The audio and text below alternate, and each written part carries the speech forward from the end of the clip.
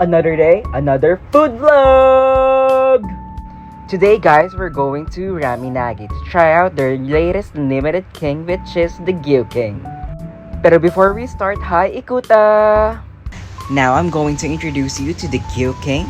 So this month of May, from May 1 to 31, they will be having their newest limited king, which is the Gyuking.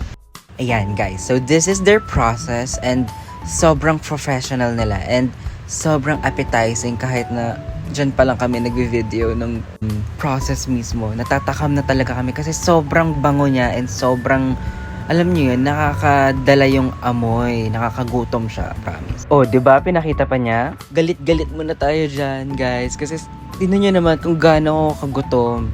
And sobrang sarap kasi talaga niya. Seriously guys, yung richness ng broth, nag-complement talaga siya sa lasa ng beef. And sobrang sarap niya. And mapapasabi ka na lang talaga ng...